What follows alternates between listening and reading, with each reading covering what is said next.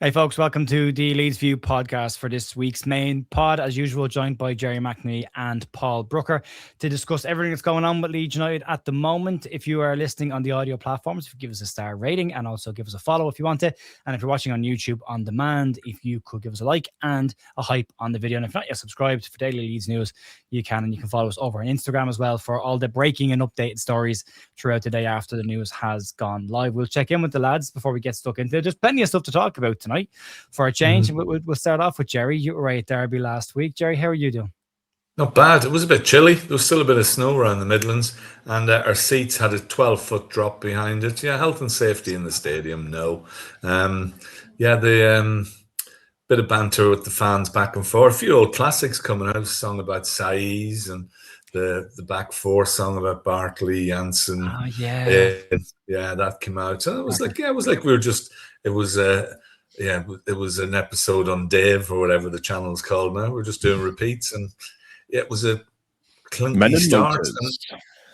Yes, it was a clunky start, and we class showed in the end and got past. I was desperate for Macclesfield or Wrexham away, and we were so close to Macclesfield. Even the Macclesfield players, if you've seen the clip, were going Leeds, and they got Brentford. Oh well, never mind. So. We were just talking about the stat. I think Stats Dalton. Is it 6 of the last 25 games? In the last 15 seasons, Leeds have had 25 FA Cup ties. 6 have been drawn at home with a 24%. Yeah. That's from Andrew Stats Dalton. Yeah. On the plus side, we've only lost 54 FA Cup matches in 54 years. That's pretty impressive. It really is. Yeah. So QPR have got the worst record of anybody in the third round. Guess who the last team to beat? Leeds. In the third round, but it was nice to get through. I think we got a wee chance of a cup run. Birmingham away at St Andrews is not a nice place. Tom Brady will be there with his gold, but I think we got a wee chance of winning that and going onwards. And the squad itself, the players looked okay once they got going, and it was an impressive win.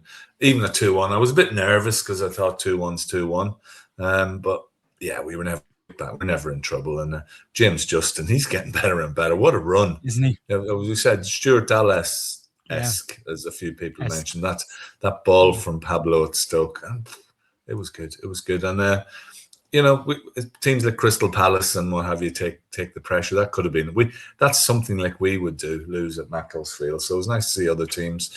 Man United, the lowest number of games they'll play in the season, 40. Grimsby have gone further in both competitions than Man United.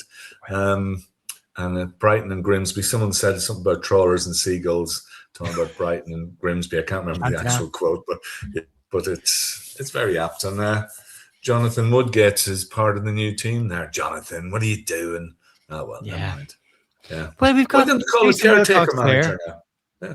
Well, no, you've got Jason Wilcox there. You now got Jonathan Woodgate going there. I mean, David O'Leary will pop up there next. Lee Bowyer might even join in as well. The other lads from Australia might pop up as well. So, they're getting the Leeds band back together, and hopefully they can do to Manchester United what happened to Leeds United after that side, and end up in League One for a little bit. But unusual.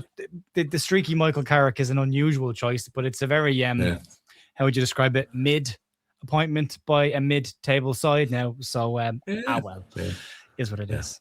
There's no fun watching them anymore. They're so predictable. No. But yeah, a good week all round, and we look forward and waiting on these new players coming in, and there's a few moving out, which we'll talk about.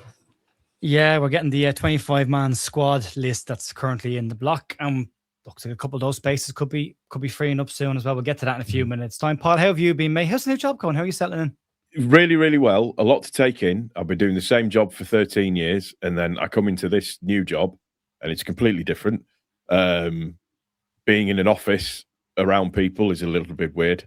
I'm used to being by myself, so getting that cultural change thing has been a bit strange. But other than that, it's fine.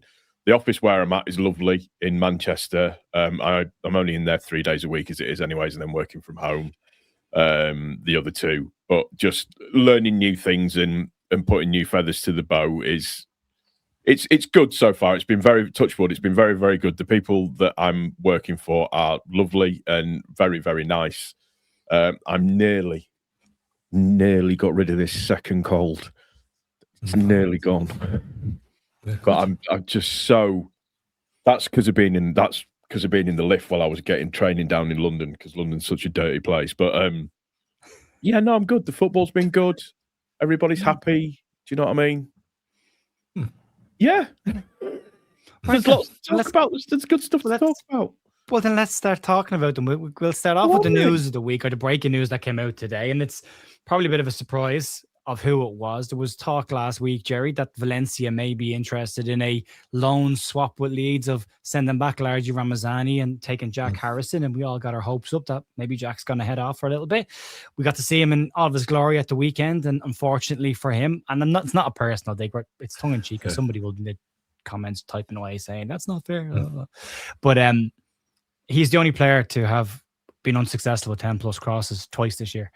So nearly beat his own stat of 14 against Sheffield Wednesday when he managed 10 at the weekend against Derby. But yeah, he looks like he's heading off. I think Farke made his decision after that game. He wasn't fantastic. But this morning, news came out, or last night, from Gianluca Di Marzio, confirmed this morning by Fabrizio Romano, that Fiorentina have decided to bring a second Leeds player in after bringing Manor Solomon in from Villarreal after his loan was cancelled after a disappointing move there. And it's a 6-month loan with an option to buy of €10 million, which works out about £8.5 million. I won't get my hopes up that they'll take the option, because Real Betis broke my heart on Llorente and Rocket before with that one. But if they did, I'm going to take 2. But if you could get 8.5 for Jack Harrison at the end of the season, or before the 30th of June, which is more important because it means you can buy somebody now. But it is a player coming off that list, which may mean that if Daniel Farke is allowing somebody to go, there may be room for somebody to come in. And that's the hope. What are your thoughts on that one? Yeah, I think, Jack, it's not you and it's not me. We've just grown apart, and we're not happy together. And if we split up, we can see the kids, we can share the dog, and we can see other people for a bit. Yeah, it's let's be amicable. But he was way off it on Sunday, and it's, again, as you say, nothing personal. And I've said so many times before, we give him the contract and we messed him around at time. We had happy times and great times on the beach. Scored some cracking goals. That hat-trick at West Ham. Remember against Newcastle, he ran the length of the pitch, I think, and put one in the top corner. So, but as you say, his crossing was awful. His set pieces, I couldn't understand why he was still taking couldn't beat the first man. And it was 2 hands in the air, just means there's another crap corner coming. And he lost a couple of tackles. And he's just, So I think if we can get him off the wages, which is most important, but if we can get money for him as well, I think that's very important. So, yeah, good luck to him. He needs a change. We need a change. He probably didn't want to come back, I was never on for booing him or anything like that. No. I wanted him to score one the other day. I thought, yeah, come on, let's be Brendan Aronson and let's make a renaissance. But it's not going to happen. So best move on, and don't hold any grudges against him. It's just the way it is. Sometimes people go off each other, and Mummy still loves you. No, sorry, I stopped doing that. So I hopefully we'll see something on that. I went down a whole other route. That didn't. I think Ramazani. I think he started playing again, hasn't he? He came off the bench in the last 2 games. He has. So he's kicking. Yeah, so he's better off. He's better off doing well out there as well, because Farke doesn't fancy him either. So let's clear some space. And, And, it's just with all the history with his mum as well, No. Exactly. Yes, I never thought of that. Yes. Yeah, well, that's I did as well. I was about to praise you for your absolutely supreme comedic timing then, but it just, you should have just run with that. That's what I meant. That's what I meant. Paul, what do you make of the whole thing? The chapter on Jack Harrison needed to close ages ago. I agree with Jerry. I don't think he wanted to come back. I think because of, particularly with a lot of what his mum had said as well, and it was caught online, I think he knew he was going to be in for a hard time. Leeds fans only have the capability of being able to help with one redemption arc per season. And the season before last, it was Firpo. This season, it's Aronson. Sorry, Jackie boy, it's time to shut the door. You need to go. Thank you very, very much for everything that you did. Got nothing but gratitude for you for that, particularly in the Bielsa years and everything. But no, it's done now. It's going to be. He probably needs it for his own mental stability at the same time as well, because he's not been performing. He's not been playing very well. The opportunities that he's been given, he's not done what he needs to do. Yeah, he might have been the consummate professional, but he's not lit the world up in any way, shape, or form for me. Yeah, he's not pulled the by trees this season. I think that's how I described it in the news this morning. But then last season, the same at Everton as well. He had 1 goal contribution the entire season last year. And maybe he's in his peak years, 28, 29, 30. Maybe he does just need a complete reset and a chance to go to Florence of all places, which is a fantastic place to go. The weather will be great. He'll be able to enjoy himself. He likes warm weather climate anyway from his Instagram videos, so he can go and enjoy himself and hope he can kickstart his career for himself. And from a Leeds perspective, it frees up a place in the squad to try and add another player. And I just don't think Farke is willing to let a player who has been part of his squad go unless he knows somebody else is coming in to replace him. But it has been very quiet on that front. The other bit of news, Barron Cross had a piece out today, Paul, where he said Joe Pirro is not leaving. Not long after that, De Telegraph, not The Telegraph, DE Telegraph in the Netherlands, said that PSV Eindhoven are very interested in bringing Joe Pirro in. He ideally would like to make a decision on his future in the summer, but they have interest. They've got 1 striker. They had Lucas Perez last year. It didn't work out particularly well for him there. They've got Pepe as their main striker there. They need another option. And Joe Pirro is a name that they're said to be looking at. He did play against Derby. This is all hypothetical because until he walks out the door, he's still a Leeds United player. And I'm not wishing for him to go, but just in terms of player, not playing a huge amount of football, where do you sit with Joe Pirro and maybe a PSV move for him? I like his attitude. I genuinely do like his attitude. I like that he's come out and been very forthright and very final in what he said in terms of that he wants to fight for his place, that he wants to stay, he wants to work hard. My disappointment in what I've seen from Pirro so far this season when he's come on kind of really came to a head in the Derby game. And the reason that I'm saying that is because I agree with you, Joe, in that one. I was very much, he seems to be doing a lot for himself in this match. He doesn't seem to be trying to do... I'm going to score today, no matter what. It was very much just give me the ball, I'm going to shoot at every given opportunity. And that's not what I want to see. I don't know if that's born out of a little bit of frustration. Probably. Which I suppose you can understand to a certain degree. He looked good in his cameo when he came on against Man U. Again, there's something that Connor said as well from One Leeds, which made me think, that actually makes sense, is that he's a level above the Championship. Yeah. Is he just right for the Premier League, or is he just in between the Premier League and the Championship? And is he quite the first player? Yeah, is he quite what we need right at this very moment in time? And that's kind of where I stand with it. For me, if he is going to go, and he is going to go to PSV, it has to be cash deal or whatever, but we need replacements lined up. Dear God, Underwood, we need replacements lined up, please. Thank you very much. That's all that I ask. Because if you look at it on the face of it, potentially, and we are speaking hyperbole, hypotheticals, all of that kind of stuff, we're looking at potentially Pirro going. We're looking at potentially, Harrison's pretty much out the door. Yeah. There's another person that's gone today, but they're not first team member at all. But we'll get to that one. And then there's potentially Bornau might go as well, because there's the rumours that he might want to go back to Germany again. So there's 3 of your 25-man squad that if you're letting those people go, we need to have replacements in place. And that's where my concern lies with everything is fine. And I can understand it. And I think we all get as fans that we need to accept that we have to, it's very much a case of 1 in, 1 out with us at this moment in time. And it's with it being January as well. So it's just please just have something lined up if that is the case. And that is what's going to be happening. Just please have something lined up. That's all. Support Daniel, support the team, support the fans that have gone for the rest of so far this season. Support the achievements that the team have had so far this season in the first half of the season. Don't let it all go to chance. Yeah, there's a lot riding on sitting on your hands or getting something done. I watched your stuff earlier on, Paul. You were like, just, the danger of doing nothing in January. They got away with it last year. They'll tell you that it was a calculated risk, or actually not even a risk at all. They knew what they were doing. They had enough.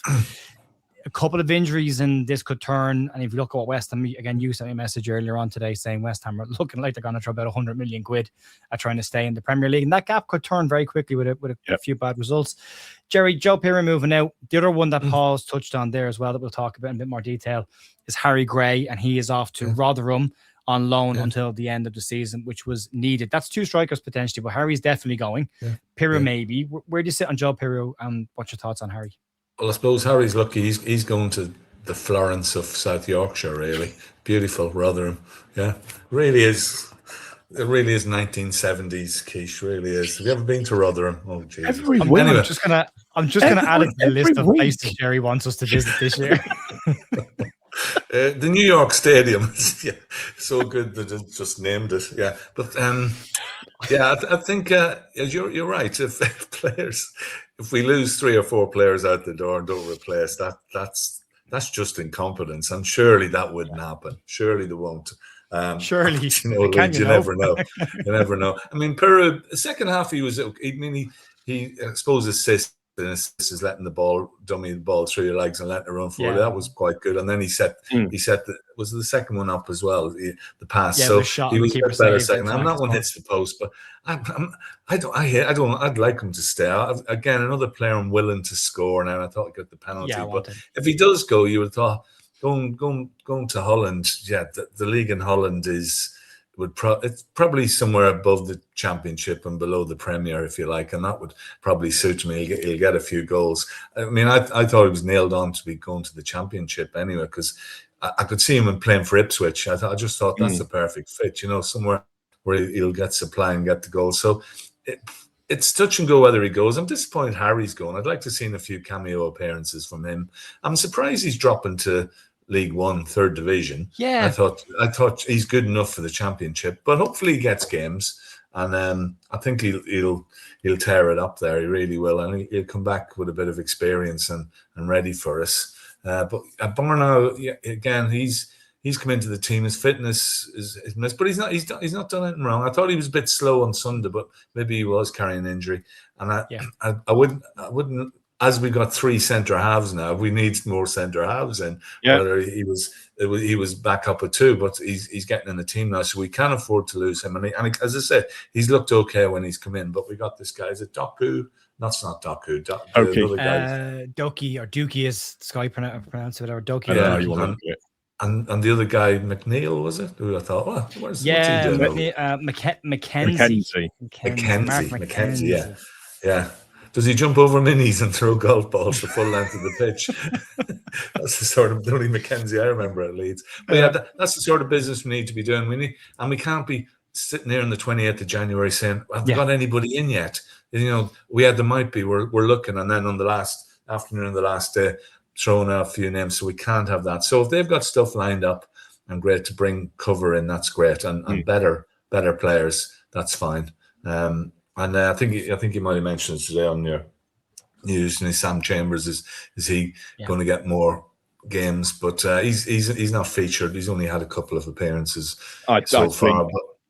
Sorry. So I think Barker really rates Chambers. Really rates. If he likes you, Barker likes you. You're in, sort of thing. Yeah. So I think that goes without saying. 4 out, 4 in. It's got to be. And we know that we've said it so many times what places need to be covered. At least Harry can still live at home though, can't he?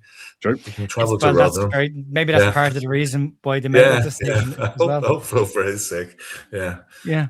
Paul, it's he'll be the 5th Leeds under-21 player to go out on loan this season. Now, Darrell Onbang, the goalkeeper, was out on loan, has come back to Leeds since then, but Rory Mahadi is out on loan. Connor Douglas is out on loan. Devin Brocky joined them yesterday. He joined Cleethorpstown FC, and now Harry will go out on loan to join Rotherham. So Scott Gardner's on the 21 side is taking a bit of a hammer in there at the moment. They did bring in Injenko. He was rumoured to be signing for Leeds United from Arsenal, and he has come in. He's an attacker, so maybe that's why now they've decided he's a striker, so we can let Harry go off. And Devin Brocky's also a striker / attacker, so bit of room there. But it's good development for these. Andy Cousins was on the channel earlier this year, and he said that these players need to start going out on loan now to see if they can actually make the breakthrough. They can't stay playing on 21. The earlier, the better. and they seem to be looking at that and sending these out. So not a bad move for him. Again, as Jerry said, nice and local as well. We can keep a close eye on him.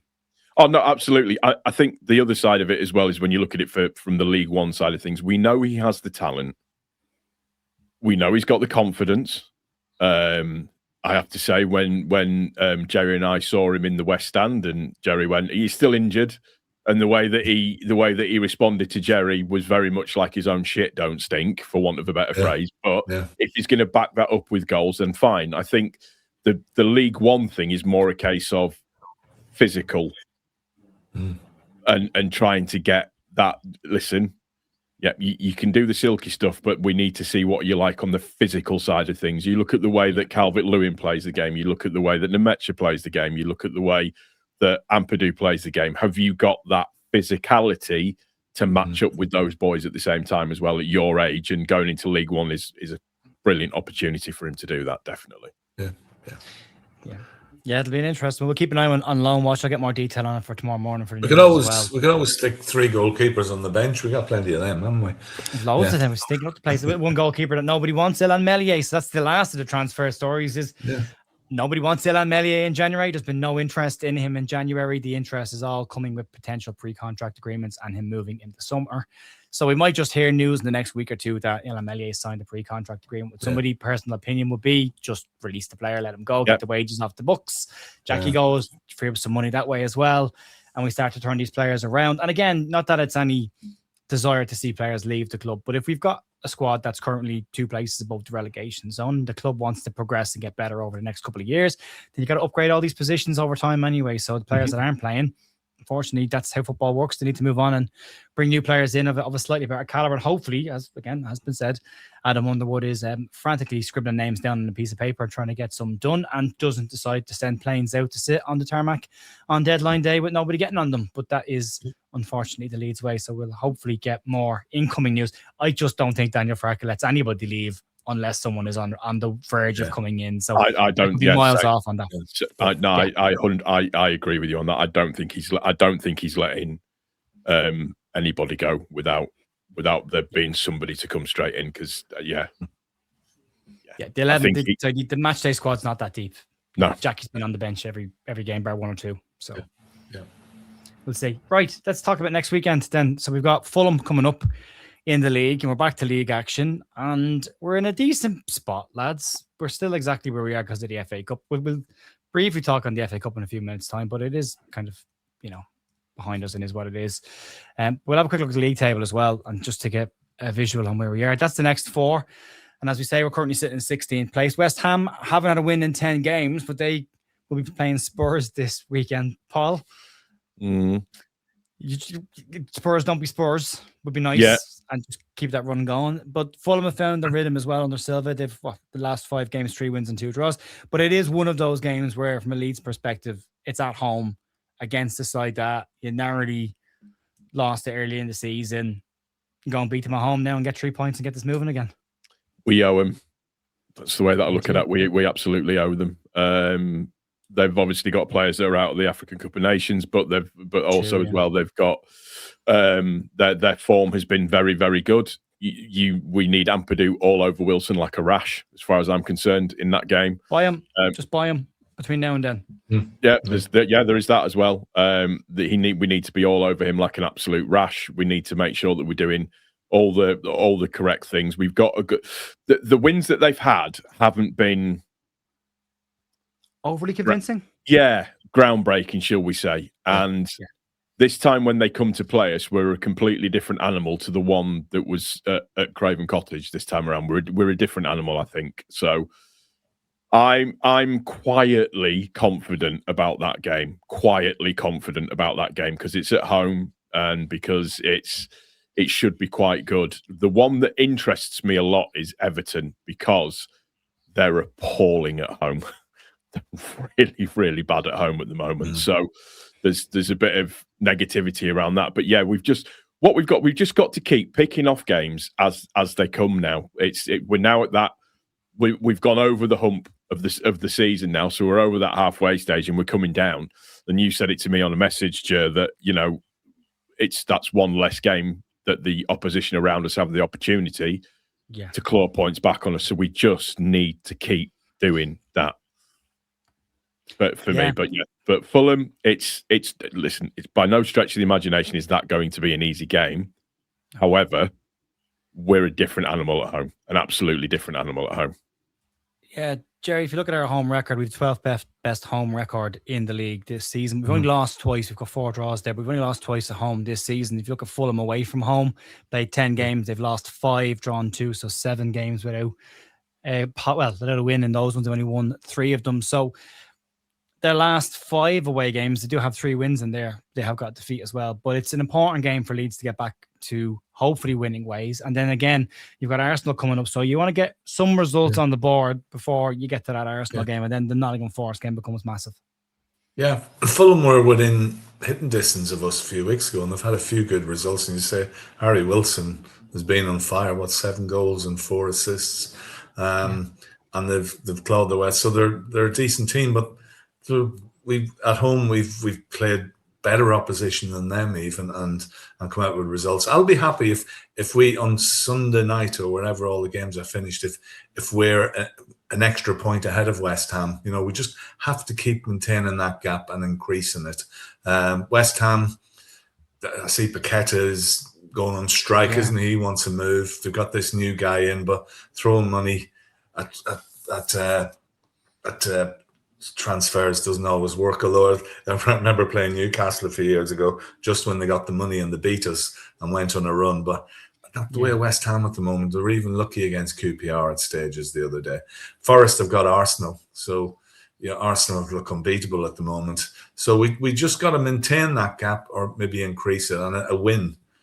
I can easily see us getting a win in this. And as Paul says, we owe them, especially for that last minute OG down at Craven Cottage in September. We've always done okay against them at Elland Road. So 3 o'clock kickoff. We've 2 3 o'clock kickoffs in succession on a Saturday. At home. I know, behave yourself. Wow. I probably won't have any more because I'm used to, at least I know where I am. I won't have to. When you look at your watch, you think, what time is it in 3 o'clock kickoff language? I'm not usually doing that, but and I think Paul's right. Everton are on it. Look pretty dismal at the moment, and I think we can get something there as well. So these 3 games, I think 4 to 6 points is very achievable, and hoping. And Tottenham being Tottenham, they have to come on. Thomas Frank, if he loses this, he's in big trouble. Will Conor Gallagher sign in time and play for them? Does he fix anything for them though? Really, I mean, they're losing wide players and they're bringing in a central midfielder.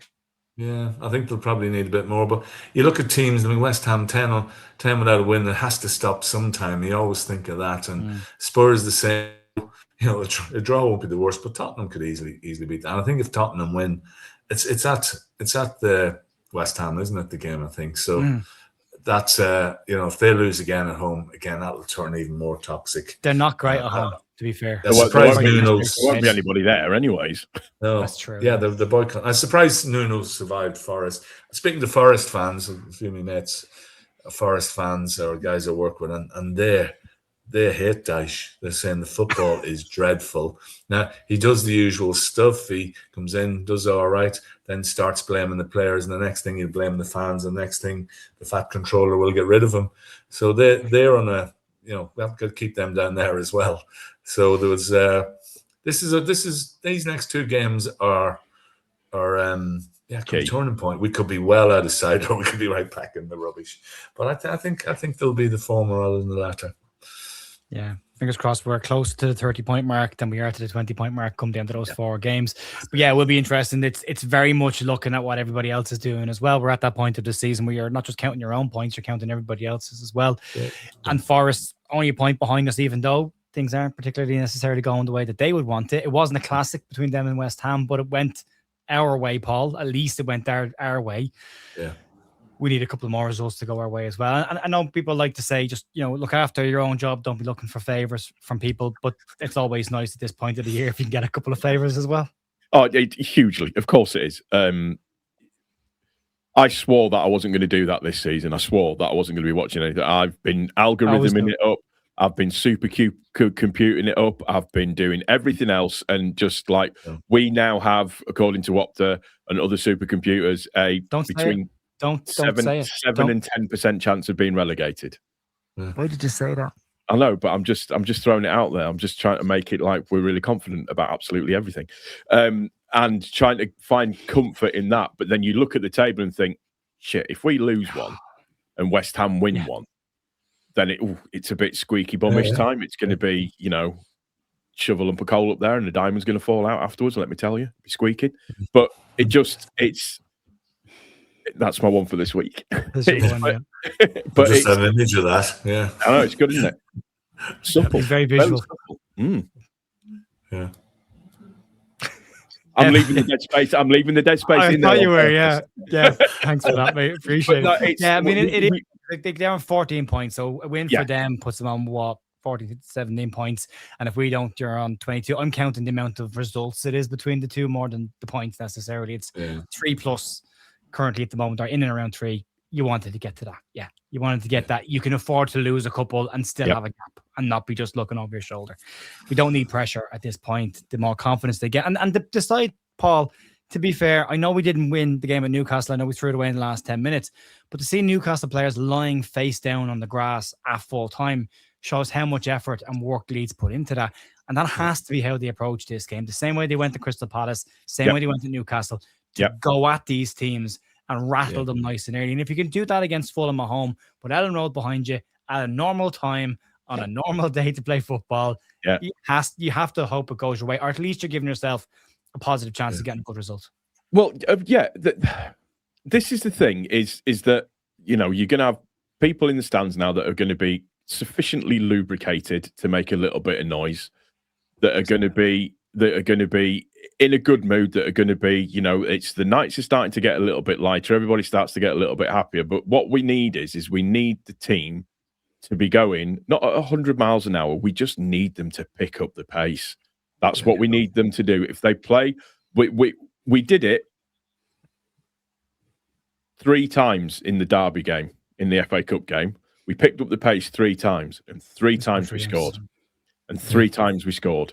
So if we pick up the pace and we're on it, we should be absolutely fine, because that then gets the crowd going and everything keeps cracking on and keeps moving forward. So we please just let them off the leash, Daniel. That's all that I'm at. Just let them off the leash for the first half an hour. Just go, do you know what, lads? Hit them. Go and feed yourselves, boys. And then we'll just turn it back a little bit. But if they can do that, then we've proved we're a match for absolutely everybody. We've done it against Liverpool. We've done it against Chelsea. We've done it against Crystal Palace. We've done it against Newcastle at home. We've done it at Newcastle away. We did it at Man City away. First half against Spurs, first half against Everton. Yeah, we are a match for absolutely everybody. And a lot of the Newcastle fans that I know all said the same thing. And again, I know people don't like me saying it, but there's no way that you boys are going to go down if you play like that. If you play like that, there's no chance for you going down whatsoever. A lot of them have said that we're the best team that's gone to Newcastle, gone to St James's Park this season. So it's, you take it a little bit because they've won, so they're bound to be a bit more gregarious in what they say. But that's you start listening. That's the thing that you look for the comfort thing, isn't it? You start looking for things that other people are saying, like other people, commentators and stuff are saying. Yeah, there's no chance that they're going to go down because of X, Y, and Z. So that's what I'm clinging on to as best as I can do. Yeah, well, fingers crossed. We'll see how it goes. We'll have a podcast out before the end of the week to look ahead to the Fulham game in more detail once the press conferences are out of the way. Jerry, any final thoughts before we wrap up tonight? Yeah, will he play Darlow, or will he play Perry is one thing. I think he'd probably keep Perry in, but it's, Darlow naturally played in the Cup he was going to, and Farke's been critical of Perry. It'd be interesting to see if he does throw that one in. And we're talking about strikers. This is a bit random, but I've been watching highlights. There's a guy playing for Norwich, McCam is his name, banging goals in for fun. If we're looking for a striker, that's someone who we need to get hold of. Every week I watch him, he score a hat-trick. He scored 2 the other day. He looks a beast. So if that. But I'm quite confident we'll be at least the same amount of points ahead of West Ham, if not more, at the weekend. Whether that's we both win or at least we win, I think we can. And let's hope they have. We just need to cut them adrift. That's a win and a defeat for them. That's 11 points. It's a lot of points. When that's 4, they need to get 12. That's four wins that we'd have to lose. They need to win 4. We need to lose 4. Lose 4. Yeah. And so it's an 8-game swing that they need. And you're looking upwards, and draw somebody else in. Maybe Bournemouth now without Semenyo, but they still look okay. But I'm not worried if we finish 4th from bottom, as long as we're well clear and there's no angst. That's all. I don't want to go through the angst. I remember that Brentford day. I remember Everton staying up then and sitting in the garden with a big gin and tonic and just thinking we're going down. And we didn't, but then we did. So I don't want to go through that again. I want to be concentrating on the trip to Wembley. FA Cup final. Yeah, abide with me. I know all the words. Yeah.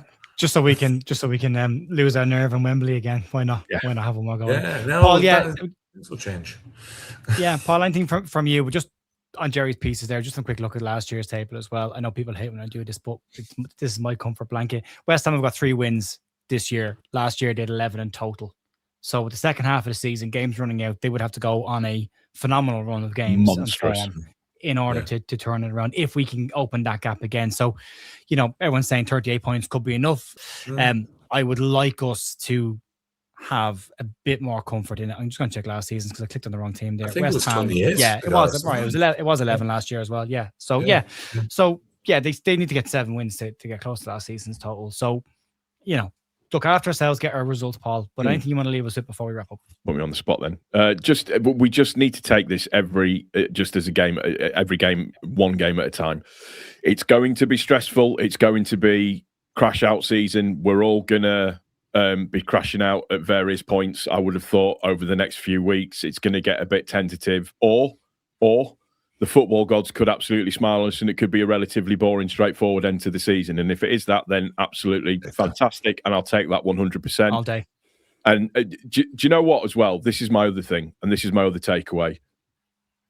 One of the other reasons I really want us to stay up. I really want us to stay up for Barker as well, because I really want him to have had a team survive in the Premier League. And I'd really like that for him just as a manager. Yeah. Which I think could be, a bit of a springboard as well. But we've just got to keep the faith, keep doing what we've been doing. We've got competition in places now, which is good.